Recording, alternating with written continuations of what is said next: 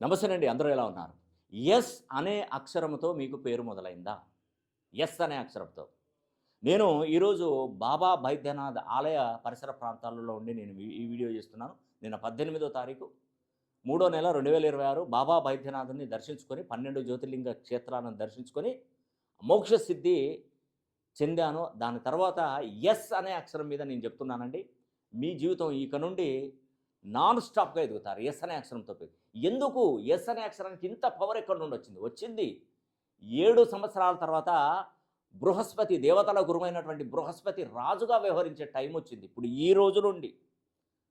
రోజు నుండి రథసారథిగా ఉన్నాడు ఎస్ అనే అక్షరానికి. రండి, ఎంతమందినైనా తీసుకెళ్తాడు. మిమ్మల్ని అదృష్టవంతులు చేస్తాడు. ఎస్ అనే అక్షరంతో పేరు పెట్టుకున్నటువంటి వారికి ఎవరైనా కానివ్వండి, సరిత కావచ్చు, సృజన కావచ్చు, సంపత్ కావచ్చు, ఏ పేరుతో పేరు పెట్టుకున్నా, అంటే ఎస్ అనే అక్షరంతో ఏ పేరు పెట్టుకున్నా మీ జీవితంలో ఒక మంచి మార్పు చూడబోతున్నారు. నిజమండి. మీ జీవన విధానంలో ఈ సంవత్సరం నుండి చూడండి, 7 సంవత్సరాల లోపు మీకు అప్పు మాయమైపోతుంది. మీకు అప్పు ఉండవు వస్తాయి. ఆస్తులు, డైరీ రాసే అలవాటు ఉందా మీకు? మీకు డైరీ రాసే అలవాటు ఉంటే ఈ రోజు నుండి డైరీ రాయండి. రోజు రాయండి.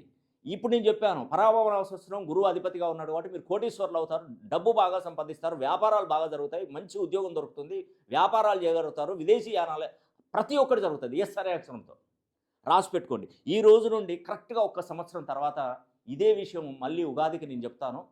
అప్పుడు ఆ డైరీ పేజ్ ఓపెన్ చేసి చూడండి.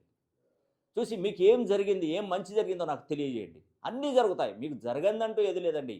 ఎస్ అనే అక్షరంతో పేరు మొదలయ్యేటువంటి వారికి ఈ సంవత్సరం నుండి, పరాభవ నామ సంవత్సరం నుండి మీ జీవితం అంతా కూడా ఎస్ ఎస్ ఎస్.